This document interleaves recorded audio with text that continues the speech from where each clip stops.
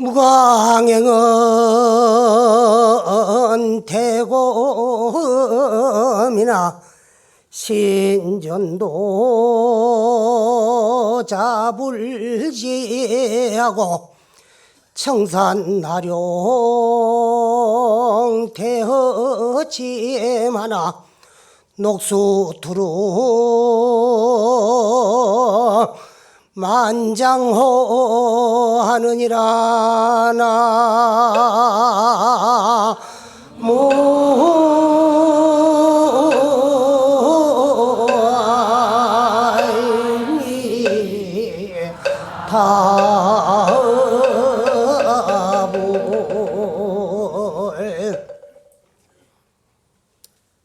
황금 같은 무가항행은 황금 같은 꾀꼬리에 값없는 보배 같은 소리는 태고 때부터 시작해가지고 지금까지 내려오면서 조금 또 변함이 없어요. 그래서 무가항행은 태고음이나 그 황금 같은 꾀꼬리의 값없는 보배스러운 그 소리는 태고 때 그대로인데 신전도 잡을지라 그 소리를 표현하는 시인들의 지혜가 예시인가 지금 시인이 같지 아니하여서 표현하는 방법이 틀리더라는 그런 말씀이에요. 그건 무슨 말씀인가 하면은 불법에 비유하자면은 고금 불법은 동일한데 옛 중생과 지금 중생들의 근기가 틀리요. 옛 중생들은 근기가 있어서 신행심, 믿는 마음, 신심이 투철했지만은 지금 중생들은 근기는 약하면서 얄팍한 깨만 늘어가지고 무슨 말씀을 하면은 믿기 이전에 이심부터 먼저 해요. 참말로 그럴까?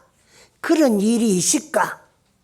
어찌 그런 일이 있을 수 있었고 이런 식으로 믿기 전에 이심부터 미리 하더라는 그런 말씀이에요.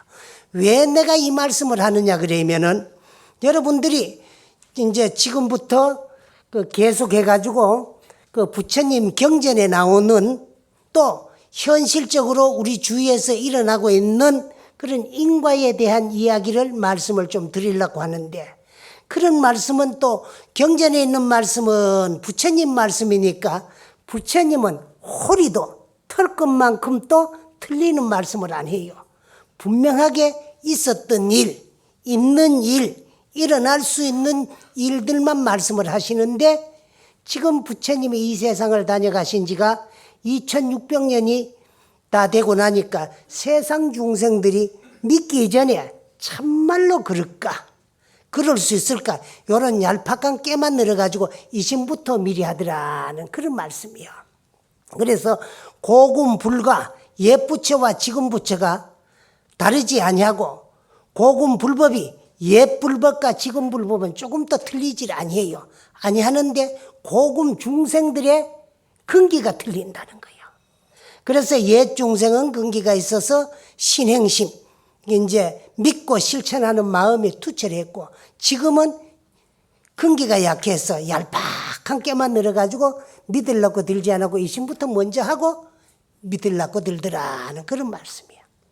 청산하룡은 태었지만아 푸른 산이 내잘났다고 뽐내고 솟아오르지만은 결국은 허공의 아래 잠겨 있어요. 그러나 또 흐르는 물은 줏대 없이 머물 줄 모르고 흘러간다고 없선 여기지만은 산이 물을 보고 아무리 없선 여기도 그 물은 꿋꿋한 만산을 뚫고 돌아가지고 저 만장어 넓은 세계 바다로 들어가더라 그런 말씀이에요. 그래서 잘난 사람도 없고 못난 사람도 없고 귀하고 천한 사람도 본래 없는 것인데 중생의 업에 따라가 스스로가 지어놓은 업에 따라가지고 조금 잘난 사람도 있고 못난 사람도 있고 또 복 지놓은 사람은 잘 사는 사람도 있고 복 못 지놓은 사람은 못 사는 사람도 있지. 그 생명의 본질은 다 평등해요.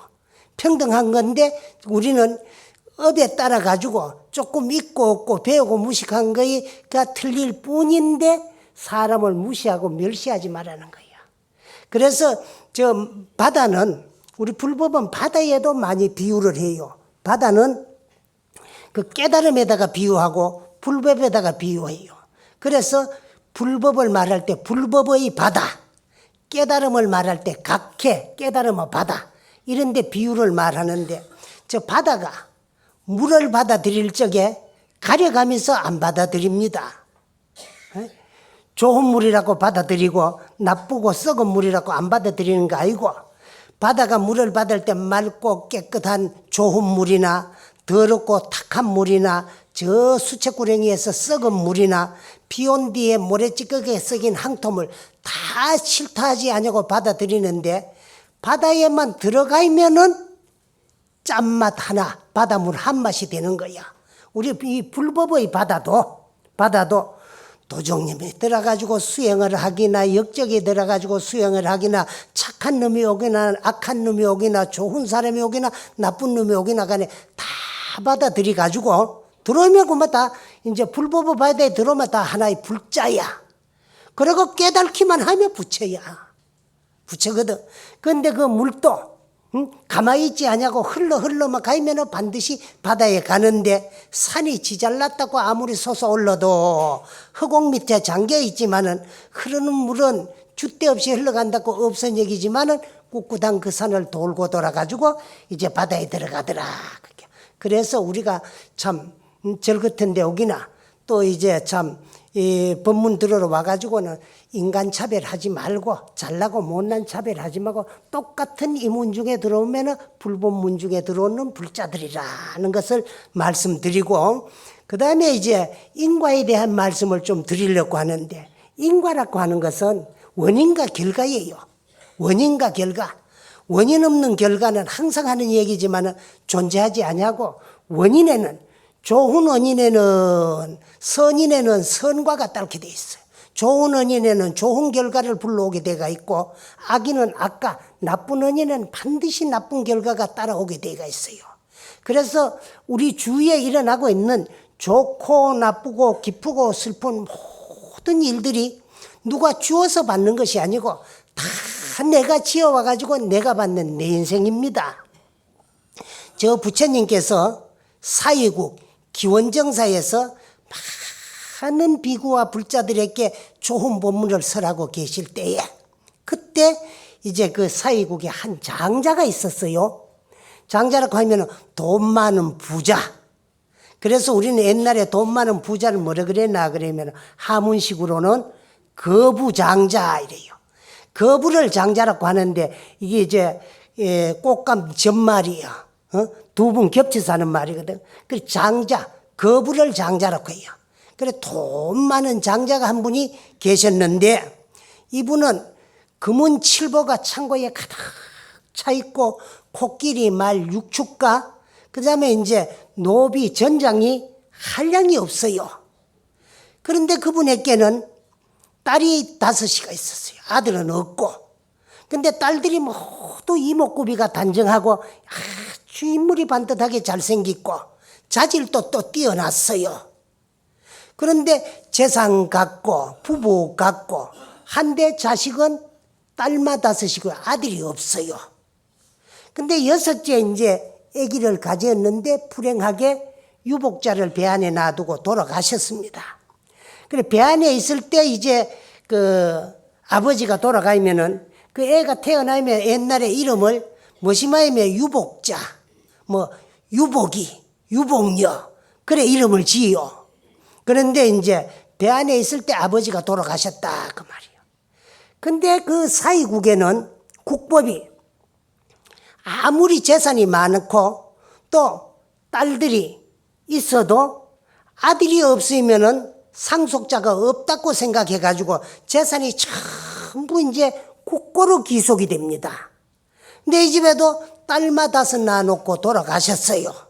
그러니까 그 나라 임금인 그 바사이 왕이 신하들을 시켜가지고 그 집에는 아들이 없고 딸만 5이고 아버지가 돌아갔으니까 재산을 전부 신고해가지고 국가에 바치라고 하거라 했어요. 그래서 이제 이 신하들이 바사익 왕의 영을 받고 그 집 재산을 전부 조사하러 갔어요. 그때 그 딸이 생각하니까 우리 어머님 뱃속에 있는 아기가 우리 그치 딸이면은 응당 재산을 나라에 바쳐야 되겠으나 만약에 아들이면은 아버지 상속자가 아니냐 싶은 생각을 가지고 임금님을 찾아갔어요. 상감님, 우리 아버지가 저렇게 많은 재산을 모아놓고 돌아가시고 아들이 없고 딸만 5입니다.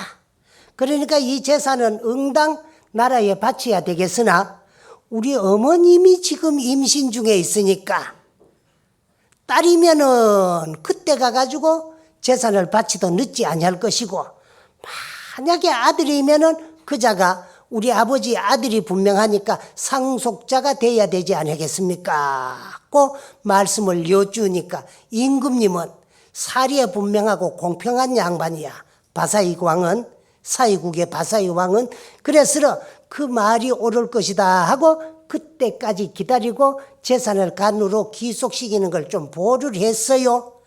그럭저럭 세월이 흘러가지고 10달이 다 차가 당월이 돼가 몸을 풀었는데 애를 놓고 보니까 눈도 없고 귀도 없고 손도 없고 발도 없고 숨 쉬는 코는 있고 음식 먹을 입은 있으나 혀도 없고 그래. 그런데 보니까 소대변을 볼 수 있는 그는 있어요. 근데 보니까 남자의 씨가 있어. 그래서 이제 이 딸이 임금님에게 비록 이목구비는 바로 갖추지 못했으나 남자의 씨가 있으니까 이 재산의 상속자가 돼야 되지 않겠습니까? 하고 재차 임금님에게 고하니까 재산 상속은 눈이 받는 것도 아니고 귀가 받는 것도 아니고 손이 받는 것도 아니고 발이 받는 것도 아니고 아들이 받는 것인데 그 아들을 상징하는 남근 씨가 있다고 하니까 그자에게 상속을 넘기라. 고 해가지고 그 이제 참 그 아들이 상속을 받았는데 이름이 만자빌이야. 그 만자빌이라고 하는 말은 무슨 말인가 하니까 우리말로 번역을 하면 두리뭉실이라. 그렇게 눈도 귀도 손도 발도 없는 고깃덩어리와 같은 그런 이제 두리뭉실이다 해가지고 그래 이름을 만자실이라고 지었어요. 그래가지고 그 재산을 물러받아 상속을 받았는데 그럭저럭 하다가 이제 딸 5 가운데 큰딸이 시집을 갔어요. 갔는데 이 큰딸이 물론 자질도 보통 사람보다가 뛰어났지만은 시집을 가가지고 시집 시부모와 남편을 공경하는 게 아주 극진해요. 앉는 자리, 눕는 자리, 또 이복이며 먹는 음식이며 들고 날고 할 적이며 아침 저녁으로 꼭 이제 충복이 이제 상전을 모시도록 너무너무 남편을 잘 받들고 잘 모셔요. 그러나 집집마다의 부부의 그런 이제 참 생활하는 이치가 다 틀린다고 하지만은 이자는 너무 이제 남편에게 잘하니까 동네 사람들이 좀 기이해요. 저렇게 종도 아닌데 그럴 수가 있나 싶어가지고 한 장자가 그 이제 부인에게 여쭈었어요. 당신은 똑같은 사람인데 어찌 남들보다가 시집을 와가지고 그렇게 남편에게 잘하느냐 물으니까 우리 친정에 아버님이 재산을 한량없이 버려놓고 돌아가셨는데 돌아가실 때는 딸 5이 있었는데 이 딸 5이 무엇 하나 모자라는 데 없고 전부 반듯하게 잘 자랐는데도 재산 상속을 받지 못하고 국가에 기속이 될 뻔하였는데 그때 임신 중에 있던 아기가 세상 밖으로 태어났는데 이목구비며 사지백체가 뚜렷하지 못한데도 남자라는 구실로 그 재산을 다 상속받았으니까 남자가 이렇게 귀하고 소중하구나는 것을 알고 내가 남편을 잘 받듭니다. 그렇게 말씀을 드렸어요.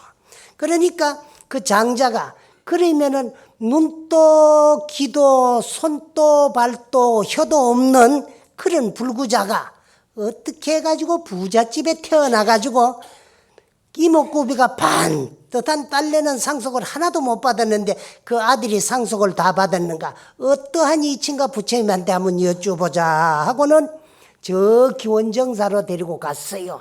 그래서 지금까지 있었던 이야기를 전부 이제 부처님께 말씀을 드리고 어떤 연유인가 하고 여쭈었어요. 그래 부처님께서 참 잘 묻고 여쭈었다. 내가 그 원인에 대한 이야기를 너희들에게 말씀을 드리리라. 과거에 이 세상에 아주 우애가 있는 그런 화목한 형제가 있었어. 근데 형의 이름은 이제 단이라고 하고 아우의 이름은 시라라고 했어요.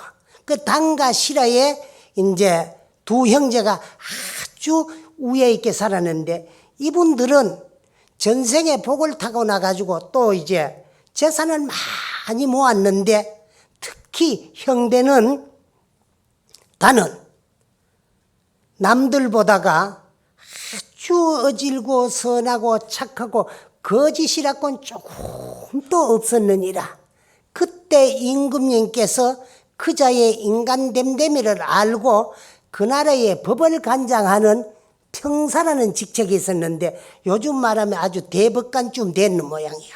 그래 법을 공평하게 집행할 수 있는 그런 평사 직책이 있었는데 듣지 않으니까 그분이 아주 공평하고 어질고 착하고 거짓이라고는 조금도 없고 거짓말 할 줄도 모르는 사람인 것을 알고 불러다가 평사 직책에 앉히게 되었어요.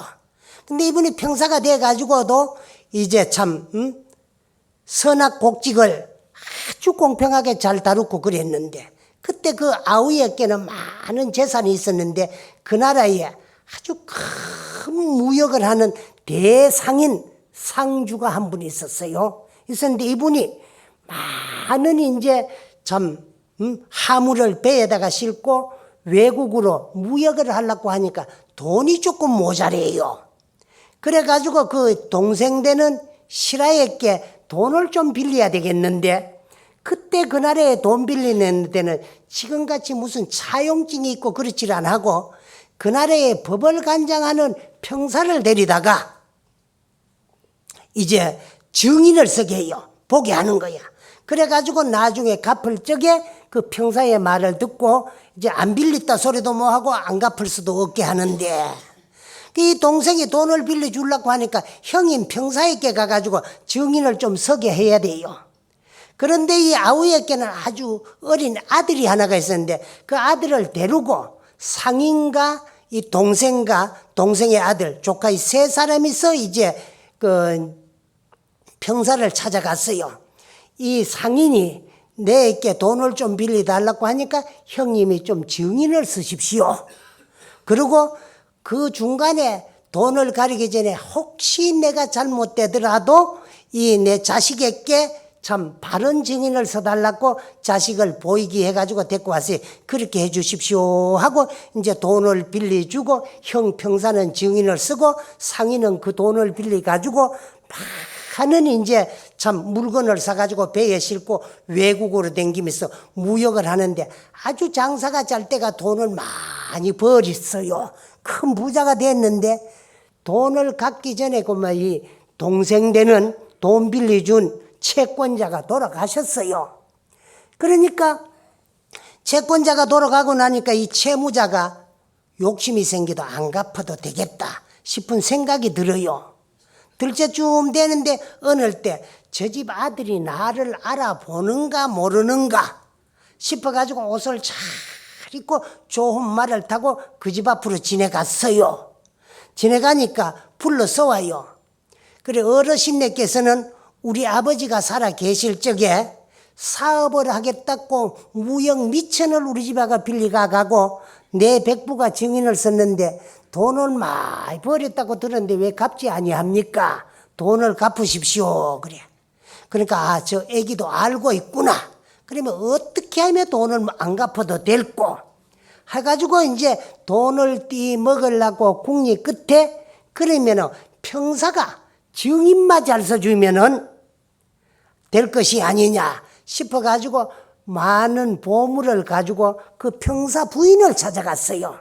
찾아가가지고 내가 이 값진 보물을 당신에게 선물을 할 셈이니까 당신께서는 남편이 돌아오거들랑 그 이제 참 동생 실아가 돌아가시기 전에 내 돈 빌려줬다는 것을 증인만 바로 안 써주면은 될 셈이니까 이걸 받으시라고 하니까 부인이 우리 남편은 아주 착하고 정직한 사람이어가지고 아마 듣지 아니할 거라고. 그러나 당신이 무슨 수단을 쓰더라도 이제 참 보물을 드릴 셈이니까 남편을 잘 이제 요즘 시속 말로만 꼬시보라 그게. 그러고는 주고 갔어요. 근데 부인이 받았어요 그거를. 받아놓고는 저녁에 이제 남편이 퇴근한 후에 선은 이렇고 후는 이렇고 옛날에 우리 시동생에게 돈 빌리간 이제 채무자가 이 참 나를 찾아와 가지고 값진 보물을 주면서 여차지차하고 증의를 써달라 그러니까 당신은 안 받다 그러고 모른다 그러면 될 셈이니까 그러면은 저 선물 받은 보물이 다 내게 될 거 아니냐. 그렇게 그런 말 하지도 말았고 나는 정직하기 때문에 임금님이 나를 인정해가지고 나를 평사로 삼았는데 내가 만약 거짓말 한다면 임금님도 속이는 것이 될끼고 만 백성도 속이는 것이 될끼고 첫째 내 자신을 속이는 것이 되니까 나는 내 자신 양심을 속일 수 없는 사람이니까 그런 소리 하지 마라 그러고 뭐 손톱도 안 들어가요. 그리고 이제 그날을 보내고 그 이튿날 남편은 출근했는데 채무자가 또 찾아왔어요. 어제 저녁에 당신 남편 마음을 떠봤느냐 그러니까 그래서 도저히 손톱도 안 들어가니까 안 될 것 같다 그러니까 이 사람이 더 많은 보배 구슬 보석을 가지고 와가지고 말 한마디만 하면 이것이 전부 당신 것이 될 셈인데 당신 내가 만약에 증인을 안 써준다면 나는 다 망하게 되어 있어. 왜? 많은 이문을 남가가 부자는 됐지만은 이자에 이자를 치면은 내 재산 3분의 2는 들어갈 셈이니까 내가 거기에 뺏기는 것보다가 더 많은 보물과 그 참 금은보화를 줄 수도 있을 셈이니까 다시 한번 남편을 설득해보라고 이하고 더 많은 보석 보물을 주고 갔어요. 그 여자가 거기 보면 너무 탐이 납니다. 그래서 그 이튿날 저녁에는 저 많은 보물이 당신 말 한마디에 내 것이 될 수 있고 안 될 수도 있어. 그런데 이런 좋은 기회를 만났을 적에 저 보물을 내 거로 다 만들 수 있는데 저기 내 거 안 된다면 나는 죽어불기라고. 죽어도 그냥 죽을 줄 아느냐고. 그때 이 평사는 늦게서 자식을 낳아가지고 아직 아들이 어리요. 동생 자식은 큰데 내가 죽으면 의미 없는 자식 계모에게 서름 받는 걸 보니 내가 자식도 죽일 거라고 알을 고막 공중으로 집어 던져버려. 그래 평사가 받고 생각하니까 저 여인의 뜻이 저렇게 강하니까 내가 만약 안 된다 그러면 나 몰래라도 저 자식을 죽이고 당신을 죽이면 나는 자식도 잃고 아내도 잃을 셈이 싶어가지고 고막 대답을 했어요. 내가 알겠노라고. 그대가 시킨 대로 하겠다고. 그래서 요즘 또 이제 참 관직에 있는 사람들이 부인이 내조를 참 잘해야 되는데 부인들이 고마 재물에 눈이 얻어가지고 내조를 잘못하면 평생 쌓아놓은 공력이 하루아침에 무너지는 그런 경우들이 우리도 들어보지요. 몇 해 전 같은데 뭐 대법관 같은 양반 아내가 그 뭐 호랑이 털 이제 코드 밍크 가지고 코드에 뭐 눈이 어두워 가지고 평생 쌓아놓은 남편 그 공력이 하루아침에 무너지는 거 봤잖아요. 근데 이 집에도 이제 보석에 눈이 어두워가 그 뇌물을 받고 남편을 유혹해 가지고 결국 그 남편이 그 아내에게 넘어갔어요. 그 이제 그래 가지고 이제 참 일이 이루어진 거야. 그래 그 이튿날 또 이제 이 채무자가 부인을 찾아가 어떻게 됐느냐. 이제 걱정하지 마라. 우리 남편이 그렇게 당신이 시킨 대로 증언을 해주기로 했다. 이렇게 하고 돌려보냈어요. 그러니까 이제 송사를 해야 평사가 증인을 잘 칠 셈이니까 송사를 하기 해가지고 또 이제 그 채권자 아들의 집 앞을 지내갔어요. 그러니까 먼저도 이야기했지만은 당신이 좀 들어보라고, 우리 아버지 살았을 적에 우리 집에 와가지고 돈 빌리 간 거 나도 보고 우리 큰아버지인 평사도 봤는데 당신이 안 빌리 갔다 해도 안 될 셈이니까 어서 돈을 갚으라고, 돈 받으려거들랑 송사를 하라고, 나는 빌린 적도 없고 가져간 적도 없다 그랬어요. 그러니까 아들이, 채권자의 아들이 아버지 빌려준 돈을 받기 해가지고 백부인 평사에게 고발을 했어요. 해가지고 이제 재판이 이루어지는데, 큰아버지께서 바른대로 말씀을 하시라고, 우리 아버지 살았을 적에 저자가 돈 빌리러 와가지고 큰아버지 평사를 증인으로 해가지고 저자는 돈 빌리 가고, 우리 아버지는 빌려주고 나는 창간을 했는 거 아니냐고. 그러니까 여기서 이제 조카 말대로 바로 증인을 쓰면은 마누라하고 아들이 잘못될 거고, 그걸 생각하니까 바른대로 증인을 쓸 수가 없어요. 그래서 나는 본 적도 들은 적도 물건을 손발로 가르친 적도 없다. 나는 빌려주는 걸 눈으로도 안 봤고 빌려줬다는 소리를 귀로도 안 들었고 길려주는 것을 손짓발짓도 가르친 적도 없고 가르치는 것을 보지도 않았다. 이렇게 딱 잡아 있어요. 그러니까 강약이 부동이야. 내 백부께서는 이 나라의 임금 다음으로 제일 권력자, 법을 다스리는 평사이고, 그런데 저런 어른이 안 봤다 그래고 또 남도 아닌 내 백부가 나머리에서 증인을 썼다고 말할 택도 없을 셈이고, 그러니까 어디가 하소연할 때도 없고 조카는 억울하지만 돈 띄고 말았어요. 말았는데 그때 이 백부되는 평사가 어린 조카에게 눈으로 보고도 눈으로 보지 아니했다 그래고 귀로 듣고도 듣질 아니했다 그래고 손발로 이제 참 저 물건을 저 돈을 빌려준다고 가르치는 걸 보고도 나는 가르치는 거 보도 뭐하고 가르치지도 않았다. 큰 그 갑으로서 자기가 지은 업을 자기 입으로 발명한 그 갑으로서 눈도 없고 귀도 없고 손도 없고 발도 없이 태어났느니라고 했어요. 그러니까 이제 말을 안 할 그 혀도 없어야 돼. 그 뭐 입은 있어야 먹을 셈이니까 입은 있는데 말할 수 있는 혀도 없고 눈도 없고 귀도 없고 손도 발도 없이 그래 태어났어.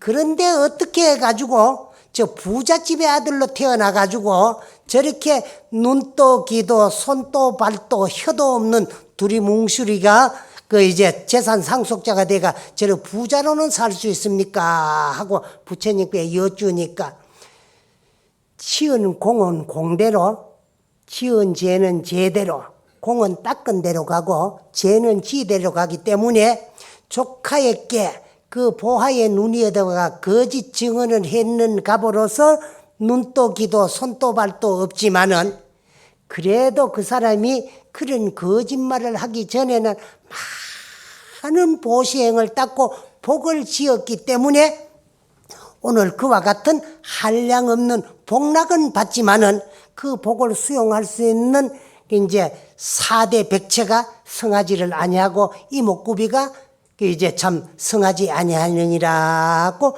부처님이 말씀하셨어요. 이와 같이 죄는 지은 대로 갑니다. 착한 사람도 죄 지인 안 오면 죄 지은 것은 죄 지은 대로 그 값을 받고 또 선 닦은 거는 선 닦은 대로 그 값을 받아요. 그래서 우리가 하루를 살아가는데도 좋고 나쁘고 기쁘고 슬픈 일들이 12번 또 더 바뀌요. 조금 즐거워가지고 하하 웃었다가 그만 속상해가지고 부여가 나고 성을 내고 그런 게 한 것이 하루 12번 더 바뀌는 거예요. 그 어찌서 그러냐 하면은 우리가 오늘 하루 살아나가는데도 좋고 나쁜 생각을 12번 더 바꿔가며 일으키요. 그렇기 때문에 좋은 생각으로는 복도 짓고 나쁜 생각으로는 죄도 짓어요. 그래 과거에도 오늘과 같이 좋은 생각으로는 좋은 일도 해놨어. 또 나쁜 생각을 가지고 나쁜 업도 지어놨어요. 그래서 좋은 복 지어놓은 결과는 조금 즐거웠다가 나쁜 죄 지어놓은 결과로는 좀 괴로웠다가 그러니까 괴롭고 슬픈 일이 오늘 하루 내 생각이 12번 또 더 바뀌듯이 과거에도 그래가지고 그 생각에 따라가지고 지어놓은 업에 대한 결과 가보가 현실로 오늘 나타나기 때문에 좋고 나쁜 일이 하루에도 12번 또 더 수반이 된다는 거예요. 그래서 우리가 좋고 나쁘고 기쁘고 슬픈 모든 일들의 원인은 한 생각입니다. 한 생각. 한 생각 일어나는 마음이 선악의 원인이에요. 그 착한 생각이 일어나는 순간이 복되는 순간이고 나쁜 생각이 일어나는 순간이 여기 죄되는 순간이거든. 그래서 이 생각을 끄트리 뿌리면은 죄도 없고 복도 없어요.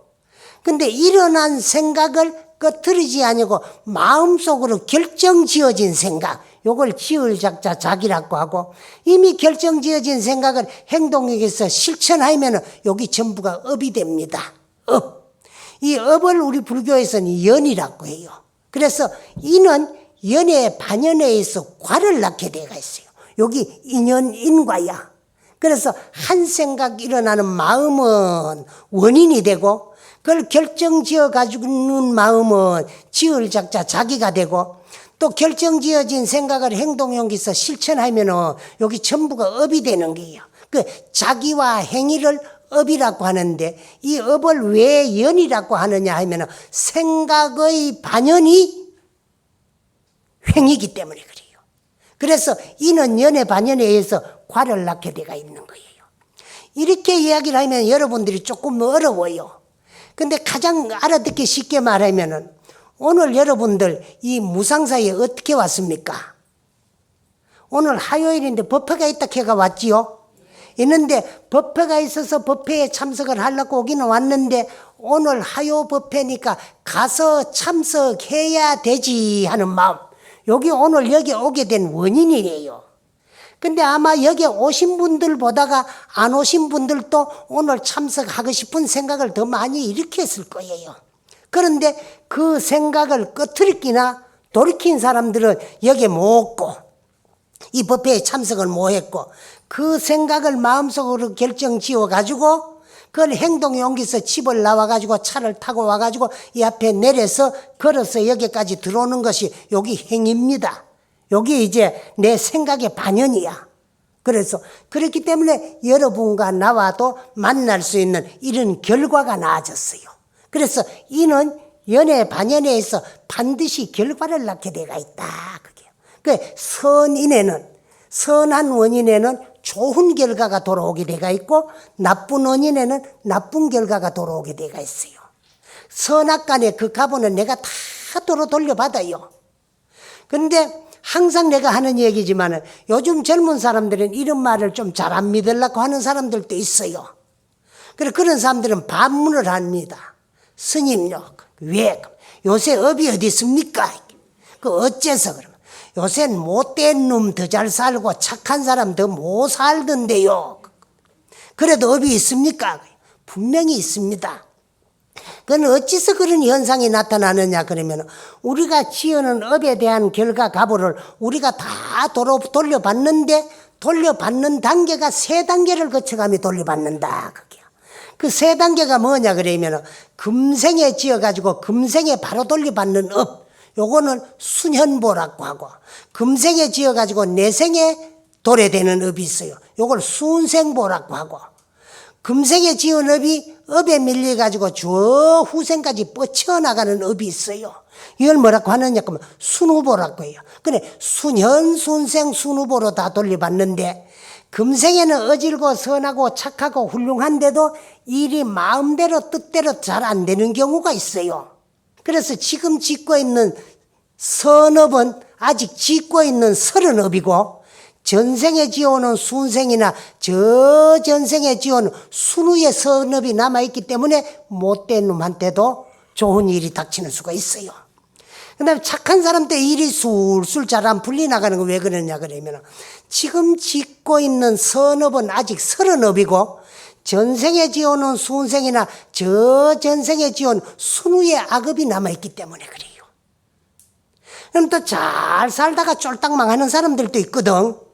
그건 왜 그러나 그러면 복이 있을 적에 복을 아껴 쓰고 복을 지어 가면서 복을 썼으면 복이 다 안 할 건데 금생에는 복을 안 짓고 나쁜 엄마 지어 가면서 전생에나 저 전생에 지어오는 복을 야곱야곱 복수용 해가지고 복을 다 까먹고 나니까 더 받을 복이 없으니까 그러면 쫄딱 망하는 거야.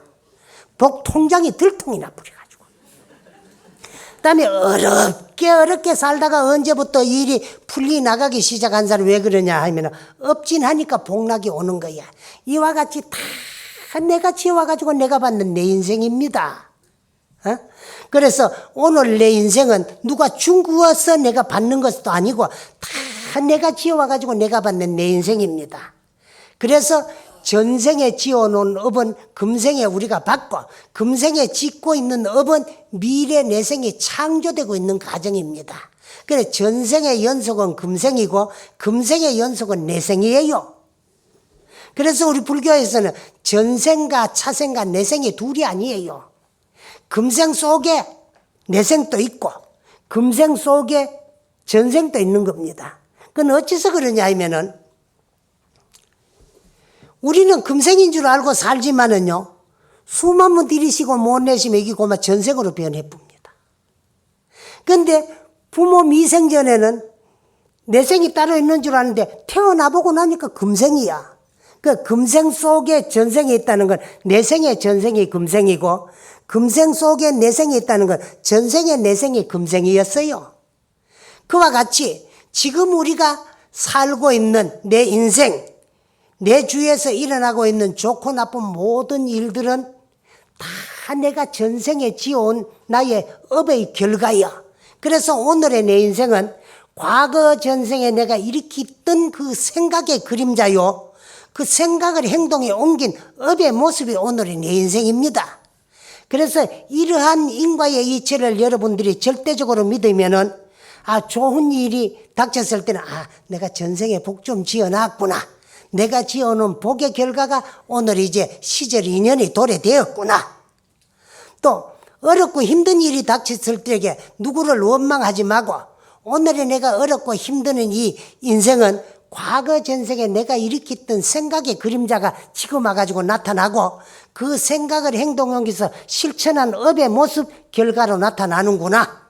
그러면은 전생에 못된 생각 일으켰던 업인이 녹아뿌리고 전생에 내가 한 행동의 그 결과 빛을 있네 갚는구나. 업장소멸 잘했고 빗잘게리다. 업장소멸하고 빗게리도록 네가 도와줘서 참 감사하고 고맙다. 이렇게 하면 돼요. 그러면 업이 다 녹아보고 없어지는데 우리는 절에 댕기면서 법문을 들었다고 하면서도 상대방이 내한테 잘못했을 적에 네 참 내 업장 소멸시켜주고 빚가리 줘서 고맙다 감사하다 그러면 받는 사람이 없어요. 나는 네한테 참 잘했는데 네가 내한테 그럴 수가 있나? 그럴 수가 하면 이미 벌써 또 새로운 업이 시작이 되는 거예요. 그러면 그만 미워져요. 미워지거든. 미워지면은 또 이제 그만 업이 되는 거야. 미운 마음 그것도 마음속으로 생각으로 짓는 업이야. 그래가지고 그만 잠이 있어도 하루 찌내게 10,000번 죽였다가 10,000번 살립니다. 이놈의 새끼 막 죽여볼까 살려볼까 말이야. 네가 내한테 이놈 보자. 이렇게 하면은 그게 이제 생각으로 짓는 업 사업이거든. 또 그 생각으로 일어나는 거 마음속으로 결정해가지고 행동에 옮기서 실천해버리면 그만 사기업이 되는 거야. 이미 벌써 업이 짓게 되는 거예요. 이와 같이 업 때문에 우리는 육도로 전전하면서 윤회전생을 하게 돼가 있어요. 엄마 없으면, 엄마 안 지으면, 그러면 절에 댕기면 착하게만 살면은 될 거 아니냐 싶으지만은 착하게 아무리 살아도 착한 일도 업입니다. 이름이 틀릴 뿐이야. 악업하고 선업이야. 이 선업도 생사의 근본, 윤회의 원인은 돼요. 선업도 지어놓으면 그 결과 가보를 받아야 되니까, 받을 수 있는 몸이 필요하니까 윤회전생을 벗어날 수가 없어요. 그렇게 하기를 시작 없는 예적부터 치유 금생 오늘까지 육도문중을 돌고 돌다가 전생의 다행이 무슨 복으로서 밖에 어려운 사람 몸 받아서 만내교는 불법을 만났을 적에 우리가 내가 나를 구제하고 내가 나를 제도해가지고 생사윤회를 금생에 반드시 해탈하고 말아야 되겠다는 이런 결심을 가지고 열심히 공부하고 수행을 해야 됩니다. 응? 그러나 또 우리가 자성을 증득하고 깨달아서 생사윤회를 해탈하기 이전에는 끝없는 미래까지도 윤회고를 벗어나지 못해요. 금생에 착하기만 살면 그 선업의 결과 가보로서 3계 28천 천상에 태어나가지고 한량없는 복락을 누릴 수는 있어요. 그러나 천상 세계도 육도문중의 하나이기 때문에 복진하면 타락합니다. 지은 복 다 까먹고 나면은 그만 천상복이 다 해가지고 인간으로 쫓겨오기도 해요. 또 인간에 와가지고 다행히 올바르게 참다하게 살면서 내가 나를 바로 보고 바로 알아 바로 깨달아가지고 생사윤회를 해탈하면 다행인데 그렇지 뭐하고 고마 업에 끄달리 댕기면서 나쁜 업 짓고 양심 속이고 인생을 거짓되게 살아나놓으면 저 지옥악이 축생에 떨어져가지고 일일 일야에 만사만생의 고통을 받아야 돼요. 그러다가 또 지은 없다 하면 업진하면 이고 등락합니다. 고를 여의고 또 이제 낙을 받을 수 있는 인간이 와요. 또 인간이 와가지고 복진하면 천상에도가 태어나고 이렇게 천도인도수라도 지옥도 아기도 축생도 육도문중을 돌고 도는 것을 윤회전생이다. 그래요. 윤회전생을 하는 데는 스스로 일으켰던 생각 때문에 그 생각을 마음속으로 결정해가 행동해 오니까 다 업이 되기 때문에 그 지어놓은 업의 결과 가보를 받느라고 그래. 그래서 한평생을 사는데도 좋고 나쁘고 기쁘고 슬프고 답답하고 속 시원한 일들이요. 뭐 수천만 분 교차를 해요. 한데 그건 왜 그러냐 그러면은 내 생각이 여러분이 일생 동안에 살면서 얼마나 많은 생각을 일으키느냐 하면은 우리 불교에서는 1찰나의 900생멸이다 그래요. 짤깍하는 찰나. 여기 불가의 단수야. 세울 수 없고 시간으로 포기할 수 없는 가장 짧은 시간을 우리는 찰나라 그래요. 그런데 그 찰나를 시간적으로 포기를 하면은 75분의 1초 내지 108분의 1초가 1찰나다 그래요.